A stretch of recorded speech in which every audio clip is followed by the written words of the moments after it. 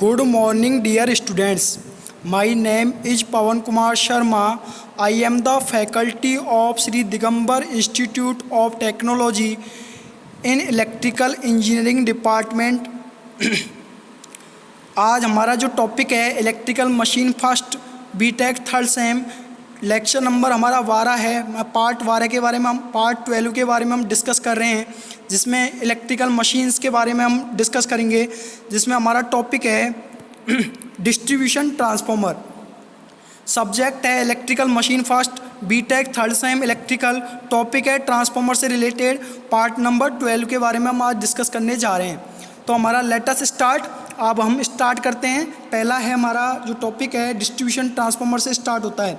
तो distribution transformer है क्या होता है? Transformer use to step down the distribution voltage to a standard service voltage और from transmission voltage to voltage distribution voltage are known as distribution voltage transformer. Distribution transformer के जो distribution transformer होता क्या है? ऐसा ट्रांसफार्मर जो distribution voltage को एक स्टैंडर्ड सर्विस वोल्टेज तक स्टेप डाउन करने के लिए उपयोग में आता है, वो क्या कहलाता है? डिस्ट्रीब्यूशन ट्रांसफार्मर कहलाता है। या और from transmission voltage to voltage distribution voltage, और ट्रांसमिशन वोल्टेज को डिस्ट्रीब्यूशन वोल्टेज तक स्टेप डाउन करने के लिए जो ट्रांसफार्मर उपयोग में लेते हैं उसे हम क्या बोलते हैं? Distribution transformer. कहने का मतलब ये है कि जो ट्रांसफार्मर डिस्ट्रीब्यूशन वोल्टेज को एक स्टैंडर्ड सर्विस वोल्टेज तक स्टेप डाउन करने के लिए जो ट्रांसफार्मर उपयोग में लेते हैं उसे डिस्ट्रीब्यूशन ट्रांसफार्मर बोलते हैं। या हमारा जो ट्रांसमिशन वोल्टेज है उसको एक निश्चित डिस्ट्रीब्यूशन वोल्टेज तक स्टेप डाउन करने के लिए जो ट्रांसफार्मर उपयोग में लेते हैं उसे क्या बोलते हैं? Distribution transformer. They are kept in operation all the 24 hours a day whether they are carrying any load or not। ये इनको हम क्या करते हैं? एक दिन के 24 आवर्स तक ऑपरेटिंग पीरियड में रखते हैं। इन्हें हम क्या करते हैं? जो डिस्ट्रीब्यूशन ट्रांसफार्मर होता है उसको एक दिन के पूरे 24 आवर्स के लिए ऑपरेटिंग पीरियड पर रखते हैं। Whether they are carrying any load, या तो ये कोई लोड कैरी कर रहे हो और नॉट, या कोई भी लोड ये कैरी नहीं कर रहे हो, तब भी हम इसे क्या करते हैं? डिस्ट्रीब्यूशन ट्रांसफार्मर को एक दिन के 24 आवर्स के लिए ऑपरेटिंग पीरियड पर रखते हैं। They have a good voltage regulation, इनका वोल्टेज रेगुलेशन होता है डिस्ट्रीब्यूशन ट्रांसफार्मर का, वो वोल्टेज रेगुलेशन अच्छा होता है। And are designed for a small value of leakage reactance, और ये लीकेज रिएक्टेंस की कम वैल्यू के लिए डिजाइन होते हैं। इनका वोल्टेज रेगुलेशन अच्छा होता है और ये लीकेज रिएक्टेंस की कम वैल्यू के लिए डिजाइन होते हैं। अब है power transformers. Power transformers are used in generating stations और सब स्टेशंस। पावर ट्रांसफार्मर कहाँ पे उपयोग में आते हैं? जनरेटिंग स्टेशंस पर और सब स्टेशंस पर। At each end of A power transmission line, power transmission line के प्रत्येक सिरे पर जनरेटिंग स्टेशन या सब स्टेशन पर हम क्या लेते हैं? पावर ट्रांसफार्मर उपयोग लेते हैं। फॉर स्टेपिंग अप और स्टेप डाउन द वोल्टेज, यानी वोल्टेज को स्टेप अप करने के लिए और स्टेप डाउन करने के लिए उपयोग में लेते हैं। पावर ट्रांसफार्मर हम जनरेटिंग स्टेशन पर और सब स्टेशन पर ट्रांसमिशन लाइन के प्रत्येक एंड पर जनरेटिंग स्टेशन और सब स्टेशन पर स्टेप अप और स्टेप डाउन करने के लिए वोल्टेज को हम क्या लेते हैं? पावर ट्रांसफार्मर उपयोग में लेते हैं। They are put in operating during load period, इसको फुल लोड पीरियड पर हम इसे ऑपरेट कराते हैं। They are put in operating period during load period के दौरान इसे हम ऑपरेट करते हैं, इसे ऑपरेट कराते हैं। And are disconnected during the light load, और कम लोड के दौरान इसे हम क्या कर देते हैं? डिस्कनेक्ट कर देते हैं। They are design to have maximum efficiency at near the full load, और फुल लोड पर इनकी इफिशियंसी अधिकतम इफिशियंसी होती है, यानी फुल लोड पर जो पावर ट्रांसफार्मर की इफिशियंसी होती है वो क्या होती है? अधिकतम होती है। Power transformer are designed to have considerably greater leakage reactance, power transformer को डिजाइन करते हैं तो उस टाइम पे इसका जो लीकेज रिएक्टेंस की वैल्यू होती है वो क्या होती है? ज़्यादा होती है। फॉर पावर ट्रांसफार्मर के लिए voltage regulation is less important and the current limiting effect of higher leakage reactance. Power transformer के लिए जो वोल्टेज रेगुलेशन है वो कम होता है या कम इंपॉर्टेंट है। And current limiting effect of higher leakage reactance, और हायर लीकेज रिएक्टेंस का करंट लिमिटिंग इफेक्ट यहाँ पे होता है। एप्लीकेशन ऑफ ट्रांसफार्मर्स, अब ट्रांसफार्मर से उपयोग देखते हैं। ट्रांसफॉर्मर्स के एप्लीकेशन क्या हैं? Transformers are used in number of applications. Transformer को बहुत से उपयोग में लेते हैं। To change the level of voltage, voltage के लेवल को चेंज करने के लिए, यानी कि स्टेप अप और स्टेप डाउन करने के लिए। And current in electrical power system, electrical power system में वोल्टेज और करंट के लेवल को चेंज करने के लिए हम काम में लेते हैं ट्रांसफॉर्मर्स।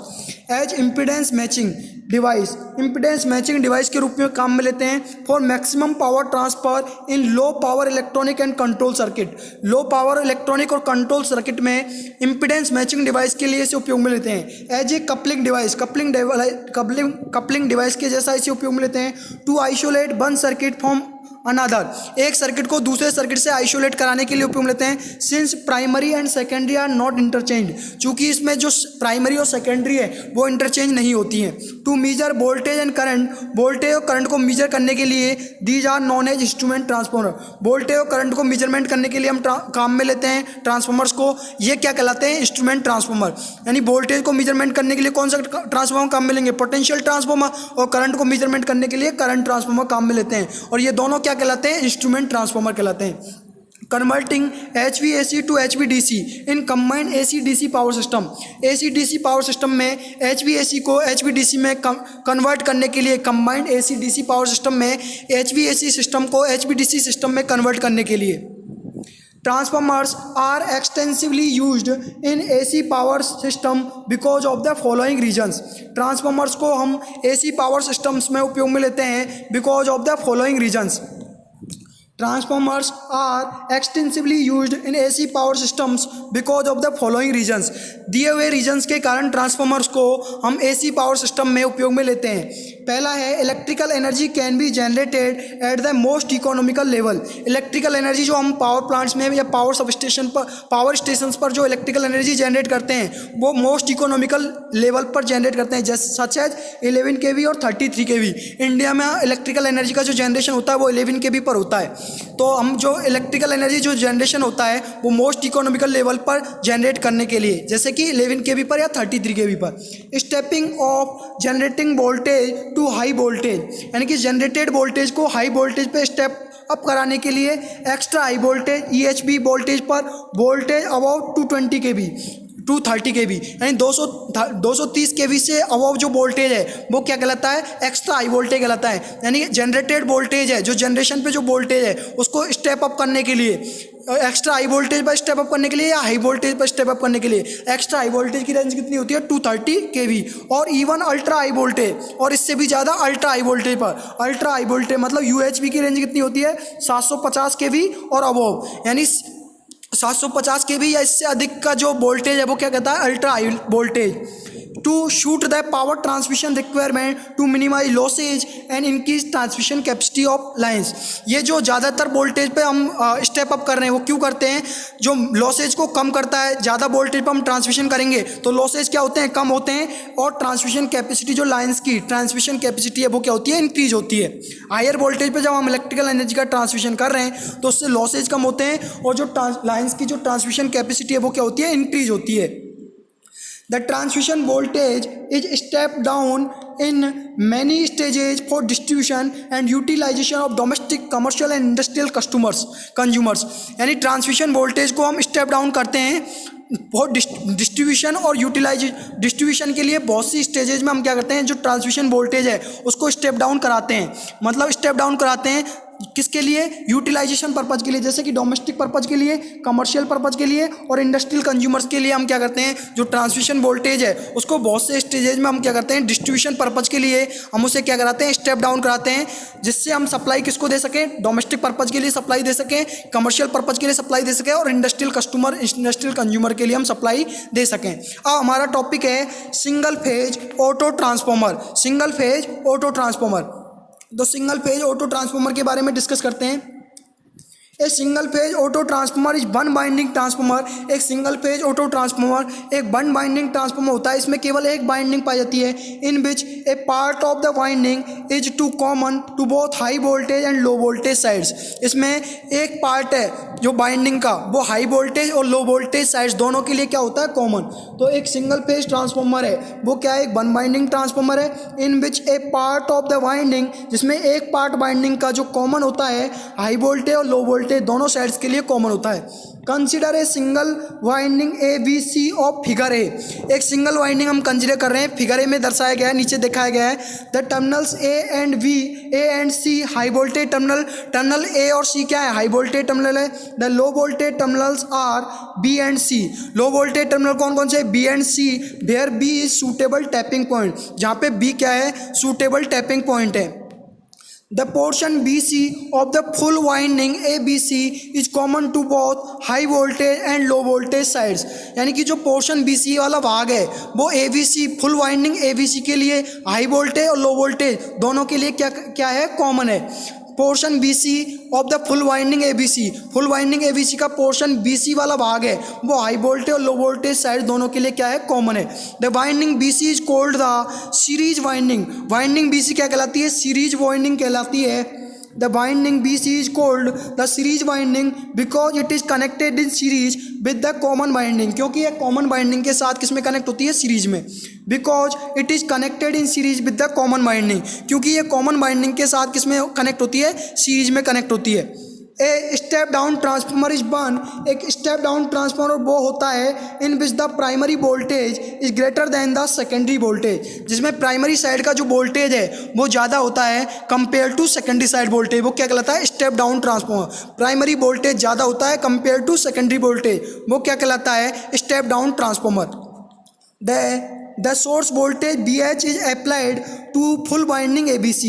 यहाँ पे जो सोर्स वोल्टेज, जो वोल्टेज सोर्स से जो सप्लाई दे रहे हैं BH से, उसको फुल वाइंडिंग ABC पर अप्लाई करते हैं। And load is connected across the secondary terminal BC, और सेकेंडरी टर्मिनल BC पर हम क्या करते हैं, लोड कनेक्ट करते हैं। This arrangement is called step down transformer. ये अरेंजमेंट किसके लिए दिखाया गया है, स्टेप डाउन ट्रांसफार्मर के लिए, जिसमें ABC क्या है, कॉमन वाइंडिंग है। ABC क्या है, कॉमन वाइंडिंग है। और जो हमारा पार्ट जो हमने लोड कनेक्ट किया है वो कहाँ पे कनेक्ट किया है, BC वाइंडिंग पे हमने लोड कनेक्ट किया है। और जो सप्लाई दे रहे हैं, जो वोल्टेज सोर्स से सप्लाई दे रहे हैं BS से, वो सप्लाई दे रहे हैं पूरा हम BS से। ये क्या है, हमारी प्राइमरी वाइंडिंग जो सप्लाई दे रहे हैं ABC कॉमन वाइंडिंग को। यहाँ पे जो हमारा यहाँ पे जो BC है, जो फुल BC है, जब BC जो कॉमन है ABC दोनों के लिए, ABC बाइंडिंग के लिए A और C हाई वोल्टेज बाइंडिंग बना रहे हैं और B और C क्या बना रहे हैं, लो वोल्टेज बाइंडिंग। यानी कि A और C टर्मिनल है वो हाई वोल्टेज टर्मिनल है और B और C जो टर्मिनल है वो लो वोल्टेज टर्मिनल है। यानी कि ये वाला A से लेके C वाला टर्मिनल है वो क्या है, हाई वोल्टेज टर्मिनल है। ए से लेके C वाला टर्मिनल है वो क्या है, हाई वोल्टेज टर्मिनल। और B और C ये क्या है, लो वोल्टेज टर्मिनल। तो लो वोल्टेज टर्मिनल पर हमने क्या किया है, लोड कनेक्ट किया है। और ABC जो कॉमन वाइंडिंग है उस पर हमने क्या करता है, सोर्स वोल्टेज से सप्लाई दी है। TAB ये क्या है, जो TAB क्या है, टर्न्स है, नंबर ऑफ टर्न्स है AB बाइंडिंग में। और TBC is the number of turns in TBC is the number of turns in BC binding. TBC इसको क्या बोला, TL बोला है। ये IH is the high voltage side जो करंट फ्लो हो रहा है, और IL is the low voltage side जो करंट फ्लो हो रहा है। IL is the low voltage side current, और which is equal to IAB जो किसके बराबर है, IAB के बराबर है। ये हमारा डायग्राम है स्टेप डाउन ऑटो ट्रांसफार्मर के बारे में। Since the transformer windings are physically connected to a terminology is used for the auto transformer then for other types of transformers. Since the auto transformer windings are physically connected to a terminology, चूँकि जो transformer की winding है वो physically connected है, auto transformer is used for the auto transformer, जो कि auto transformer के लिए उपयोग में आ रही हैं। अब यहाँ पे क्या है, जो डायग्राम है जिसमें TH दिखाया गया है, TH बराबर THE जो डायग्राम में दिखाया गया है वो क्या है, number of turns of full winding ABC। Full winding ABC के क्या है, नंबर ऑफ टर्न्स है, या number of turns of HV side, या नंबर ऑफ टर्न्स, इसको number of turns HV side के बोल भी सकते हैं। TL बराबर TBC, number of turns of common winding BC, number of turns हैं जो कॉमन बाइंडिंग BC के, या नंबर ऑफ टर्न्स हैं जो LV साइड के, यानी लो वोल्टेज साइड के। TAB बराबर TH माइनस के TL, number of turns of the series binding AB। यहाँ पे TAB क्या है, बराबर क्या है, TH माइनस के TL, यानी हाई वोल्टेज का नंबर ऑफ टर्न्स माइनस के लो वोल्टेज पर नंबर ऑफ टर्न्स, बराबर किसके है, ये सीरीज बाइंडिंग AB में जो नंबर ऑफ टर्न्स है वो क्या है, TAB है। BH क्या है, सोर्स वोल्टेज है या इनपुट वोल्टेज है on HV side. HV side पे जो हमने इनपुट वोल्टेज से सप्लाई दिया है, सोर्स वोल्टेज से सप्लाई दी है, वो क्या है, BH है। BL क्या है, आउटपुट वोल्टेज है on the LV side. LV side की तरफ क्या है, output voltage. IH is the input current in HV side. IH क्या है, इनपुट करंट है HV साइड पर। IL क्या है, आउटपुट करंट है LV साइड पर। Current in series winding, series winding में करंट क्या होगा, IAB बराबर IH, यानी सीरीज वाइंडिंग में जो करंट की वैल्यू है वो क्या होगी, सीरीज वाइंडिंग कौन सी थी, AB, और AB वाइंडिंग, सीरीज वाइंडिंग में करंट की वैल्यू क्या होगी, IAB बराबर IH। IH is the input current in HV side. Current in common winding, common winding कौन सी थी, BC, तो ICB या IBC बराबर किसके बराबर होगा, I के बराबर। In an auto transformer there are two voltage ratio, namely circuit voltage ratio and winding voltage ratio. Auto transformer में दो टाइप के वोल्टेज रेशियो पाए जाते हैं, जो क्रम से क्या कहलाते हैं, सर्किट वोल्टेज रेशियो और बाइंडिंग वोल्टेज रेशियो होते हैं। The circuit voltage ratio BH/BL बराबर TH/TL बराबर alpha A. BH is the input voltage on HV side, BL is the output voltage on LV side, TH is the number of turns in HV side, TL is the number of turns in LV side बराबर alpha A. Alpha A is the transformation ratio of auto transformer. The quantity alpha A is called the transformation ratio of auto transformer. जो quantity alpha ए है equation 1 में, वो क्या कहलाती है, auto transformer का transformation ratio. It is seen from equation 1, equation 1 से देखा गया कि that alpha A is always greater than 1, यानी ऑटो ट्रांसफॉर्मर के लिए अल्फा ए की वैल्यू क्या होती है, ग्रेटर देन 1, यानी स्टेप यहाँ पे जो ऑटो ट्रांसफॉर्मर के लिए जो अल्फा ए की वैल्यू है वो क्या होती है, greater than 1। When the load is connected across the terminals when the load is connected across the secondary terminals, जब हम लोड को सेकेंडरी टर्मिनल्स पर कनेक्ट कर रहे हैं तो एक current I flows in the common winding BC। तो कॉमन बाइंडिंग BC में एक करंट I फ्लो होता है। जब हम लोड को सेकेंडरी टर्मिनल पर कनेक्ट कर रहे हैं तो करंट I फ्लो होता है कॉमन बाइंडिंग BC में। It has a tendency to reduce the main flux, ये क्या करता है, मेन फ्लक्स को रिड्यूस करने का काम करता है। But the primary current IH increases to such a value, लेकिन जो प्राइमरी करंट IH की वैल्यू है वो ऐसी वैल्यू तक इंक्रीज होती है that the MMF in winding AV neutralizes the MMF in winding BC, यानी AB बाइंडिंग में जो MMF है वो क्या करता है, वो MMF जो BC बाइंडिंग में है उसको क्या करता है, न्यूट्रलाइज कर देता है। यानी प्राइमरी करंट IH इस तरीके से इंक्रीज होता है, इस वैल्यू तक इंक्रीज होता है कि जो AB बाइंडिंग का जो MMF है वो BC बाइंडिंग के MMF से क्या हो जाता है, न्यूट्रलाइज हो जाता है। दैट इज, इसका मतलब ये है IAB TAB, यानी AB बाइंडिंग में जो हमारा IAB TAB बराबर किसके होगा, IBC TBC के बराबर। IAB इज द AB जो हमारी AB बाइंडिंग वाली है, जो AB बाइंडिंग उसमें करंट है, TAB बराबर किसके है, IBC TBC के। तो IAB किसके बराबर था, तो यहाँ से क्या हो जाएगा, IAB को क्या बोला था हमने, IH बोला था, तो IAB की जगह क्या लिख सकता हूँ मैं, IH, और TAB क्या होता था, TAB की जगह हमने क्या लिखा था, जब हमने लिखा था TAB बराबर TH माइनस के TL, तो TAB की जगह मैंने क्या पुट कर दिया, TH माइनस के TL। IBC को मैंने क्या बोला था, IBC किसके बराबर आया था, I के बराबर आया था पैरामीटर्स के अकॉर्डिंग, तो IBC की जगह मैंने क्या लिख दिया I, और TBC किसके बराबर था, TL के बराबर, एंड लोड साइड जो नंबर ऑफ टर्न्स हैं TL, LV साइड जो नंबर ऑफ टर्न्स है TL है ना, sorry LV side number of turns, तो ये हमने कर दिया।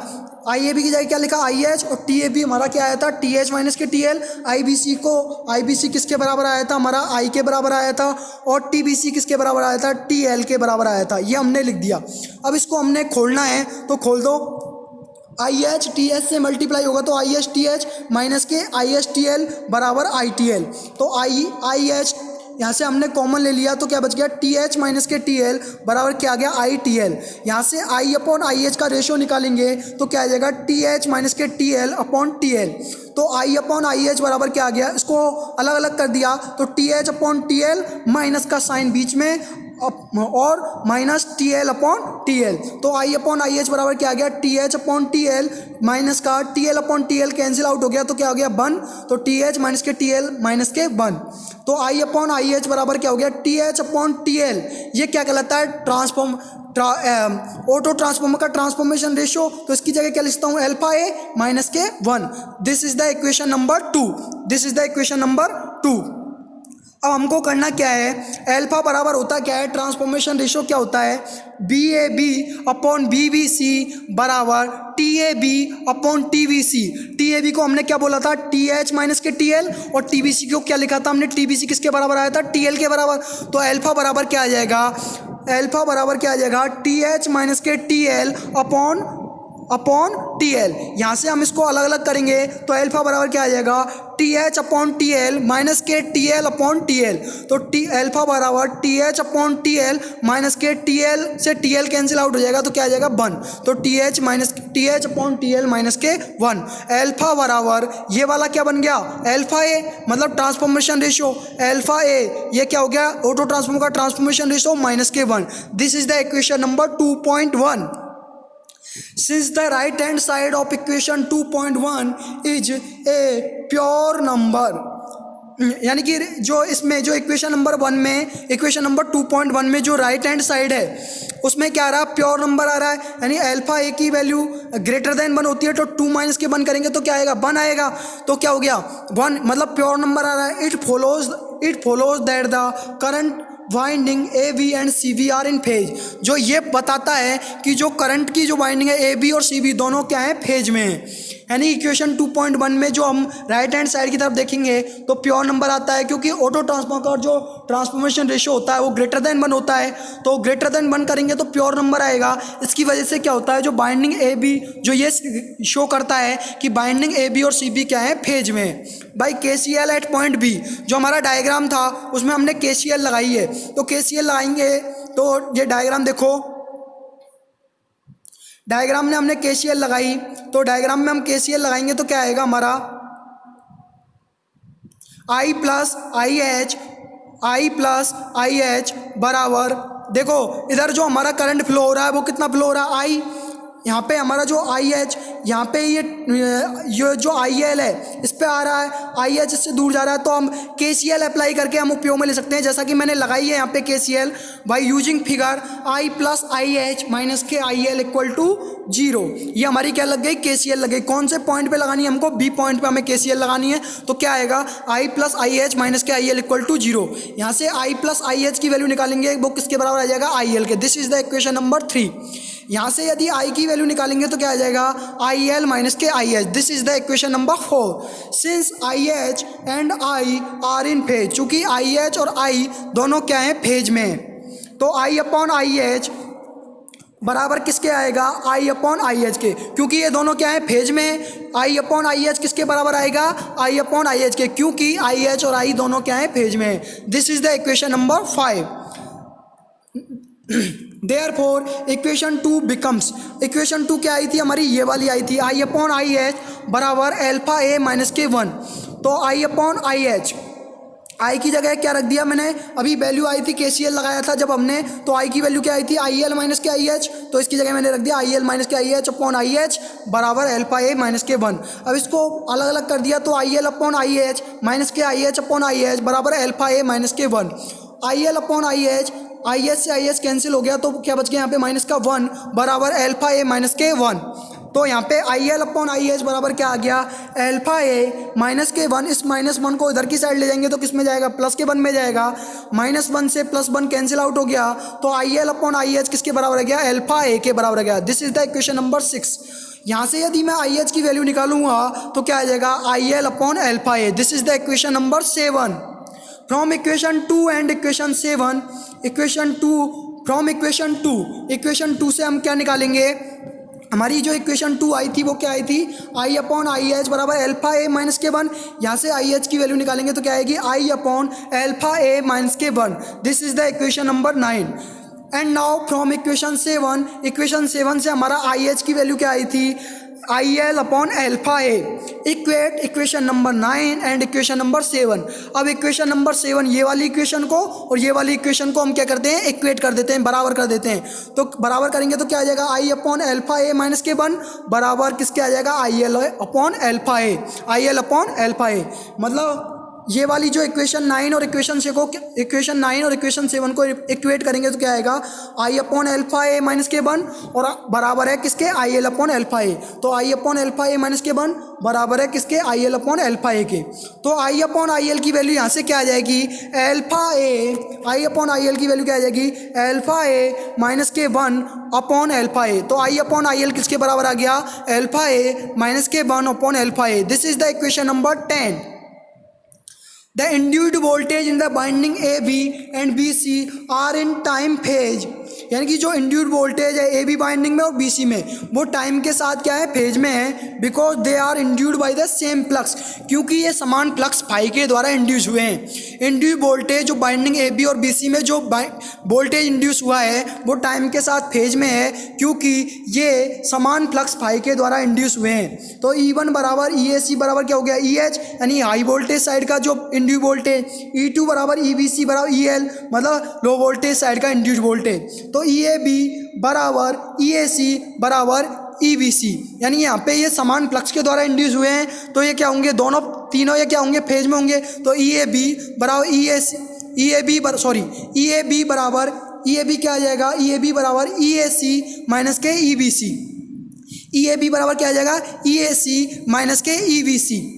यहाँ से E A B upon E B C की वैल्यू निकालेंगे तो क्या आएगा हमारा, E A B upon E B C बराबर क्या आएगा, E A C minus K E B C upon E B C. हमें क्या करना है, इस वाली इक्वेशन में E A B upon E B C का रेशो निकालना है। तो इसको डिवाइड कर दिया ई बी सी से, तो E A B upon E B C बन गया।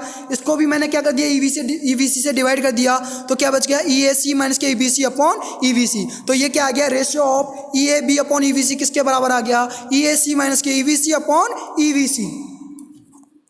अब देखो E A B upon E B C बराबर आया है हमारा, E A B upon E B C बराबर किसके आया है, E A C minus K E B C upon E B C, ये हमारा आ गया। तो यहाँ से हम मल्टीप्लाई करेंगे इसको इससे, तो E A B into E B C, और ये इसको इससे मल्टीप्लाई करेंगे तो ई बी सी ये मल्टीप्लाई होगा ई A C minus K E B C से। तो E A B upon E B C का रेशियो निकालना, E A B upon E B C बराबर क्या आ जाएगा, E A C minus K E B C upon E B C. यहाँ से हम E A B upon E B C का रेशियो निकालेंगे तो क्या आ जाएगा, E A C minus K E B C upon E B C. तो E A B upon E B C किसके बराबर आ गया, E A C minus K E B C upon E B C के। तो E A B upon E B C क्या आ गया, ई ए सी और minus K E B C को हमने क्या बोला था, ई बी सी के बराबर आया था ये वाला पार्ट, पीछे देखा था पिछले वाले पेज में हमने। तो E A C minus E B C को हमने क्या बोला था, ई बी सी, तो इसकी जगह क्या रख दिया मैंने, ई बी सी। तो ई बी सी से E B C cancel out हुआ, तो E A B upon E B C क्या आ गया, 1 बराबर क्या आ गया, 1। तो E A B upon E B C minus, इस 1 को इधर की साइड हुआ तो माइनस के 1 इक्वल टू 0। तो इसको मैंने क्या बोल दिया, E H, E A B को क्या बोल सकता हूँ, ई एच, और ई बी सी को क्या बोल सकता हूँ, ई एल बराबर 1 या माइनस का 1, sorry, E H minus E H upon E L, E A B बराबर ई एच के है और ई बी सी किसके बराबर है, ई एल के। तो E H upon E L minus के 1। तो E B C, E A B upon E B C बराबर किसके आ गया, एल्फा ए माइनस के 1, एल्फा ए माइनस का 1। एल्फा ए क्या है, ट्रांसफॉर्मेशन रेशो है किसका, ऑटो ट्रांसफॉर्मर का। This is the equation number 15। तो एल्फा ए यदि हम यहाँ से निकालेंगे तो क्या आएगा, E A B upon E B C plus K 1। Alpha ए बराबर क्या हो जाएगा, इस वाली टर्म को हमने क्या बोला था, alpha, E A B upon E B C का रेशो क्या कहलाता है, एल्फा। तो इसकी जगह क्या रख दिया, alpha.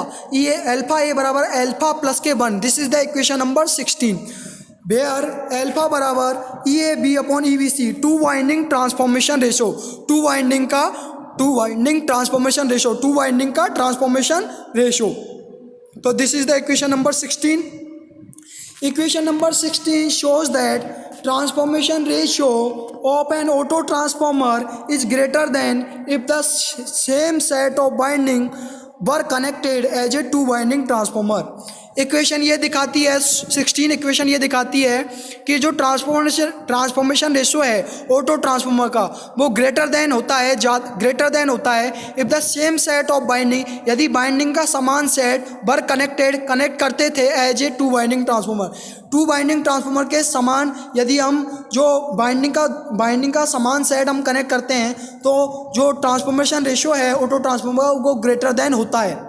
Equation 2 and equation 10 shows that equation 2 और इक्वेशन 10 ये दिखाती हैं that the ratio of voltages and currents, यानी वोल्टेज और जो करंट का रेशो है in the winding A B and B C, winding A B और बी सी में आर द सेम, वो क्या है, समान है। As if turns T A B formed the primary, यानी कि टर्न्स टी ए बी है, जो number of turns T A B है वो क्या कराते हैं, प्राइमरी वाइंडिंग बना रहे हैं।